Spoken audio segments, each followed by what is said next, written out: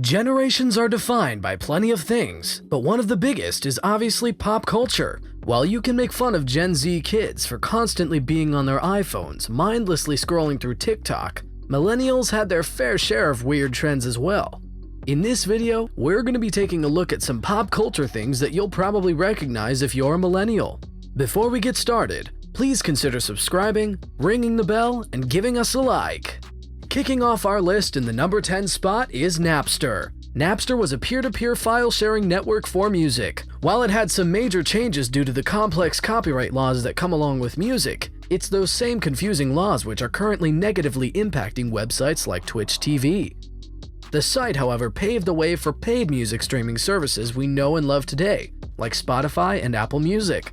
With this service on the rise, the internet was inclined to use software like this over picking up a compact disc and listening through a CD player. So long are the days of hoping and praying that your favorite Beatles album doesn't get crushed in your backpack. Coming in at number 9 is the infamous OJ Simpson Case. Former NFL player and actor OJ was accused of murdering his ex-wife Nicole Brown Simpson and her friend Ron Goldman. After which the football legend went on what would later be known as The Chase, where he and an ex-teammate sped down the expressway in Southern California for roughly 60 miles before being caught. However, despite there being loads of evidence and a clear motive, OJ was found not guilty. Next up on this list is how millennials experience the rapid change of technology.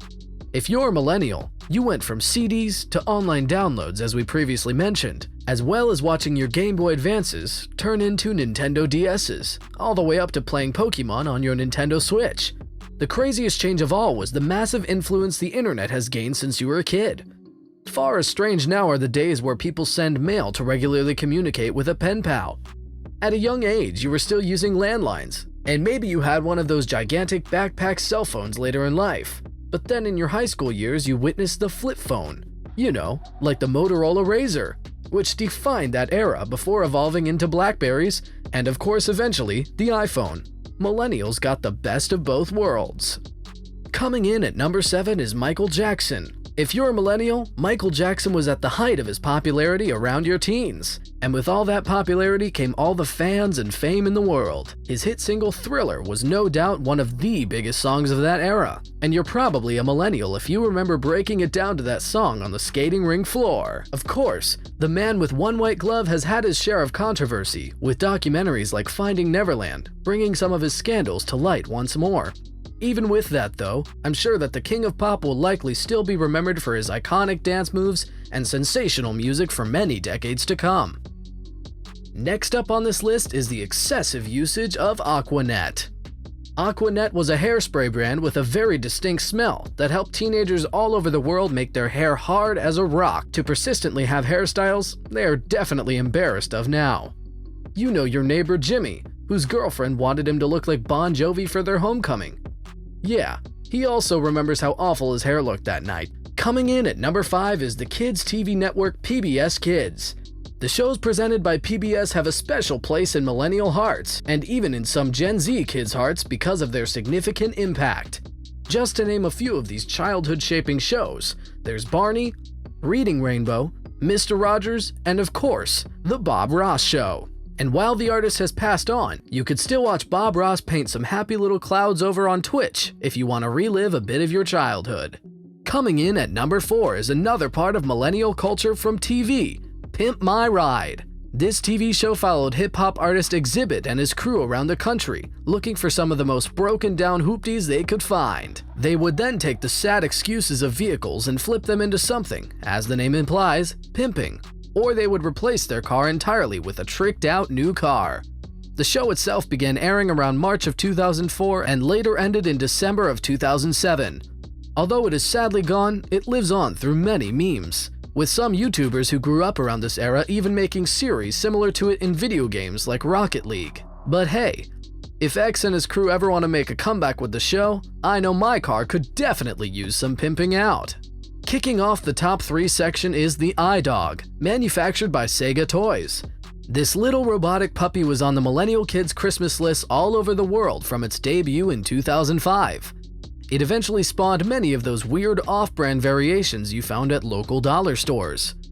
You could plug your MP3 player into the iDog and play music, which would cause its face to light up, and it would even dance around. And it didn't stop with just mimicking canines. We even got variations of iCats, iTurtles, and even an iPenguin. Sadly though, none of those cute variants took off in the same way that iDog did. It may not sound like much compared to some of the stuff we had today, but back then it was the future. For our second place, we're going to be talking about more digitized pets, this time being the Tamagotchis. Released by Bandai in Japan in 1996 and into the rest of the world in 1997, these little circles with a small screen and digital buttons were the new hot toy on the street. Your kid wants a puppy, but you don't think they can handle it? Here's a Tamagotchi. Boom! New dog without having to worry about cleaning up any real-life accidents. The small device was a game, allowing you to take care of a Tamagotchi by feeding it, giving it water, and even cleaning up after it. If you didn't take good enough care of it though, it would die and you'd have to buy another one. You know, considering this game was made for kids, that's a little dark. Finishing off this list in first place is of course, Myspace. While the current generation has Facebook, Twitter, Instagram, Tumblr, Snapchat, and so on, the millennial equivalent was Myspace. This social media website paved the way for things we have today, such as Facebook, allowing you to post on your wall, add friends, and of course one of the fan favorites, play music on your profile. In fact, if you want to go back and check your page, I'm sure you'll smile as you'll take a look back at Teen You from 2006. If you grew up in this generation, I'm sure you spent hours on end perfecting your Myspace profile, and I'm sure you'd say it was time well spent. This concludes today's video on pop culture things that make you a millennial. We hope if you're younger, you learned some things about the previous generation, and if you're a millennial, you got your fix of nostalgia. Are there any other trends from the millennial era that we may have missed? Feel free to let us know in the comments below.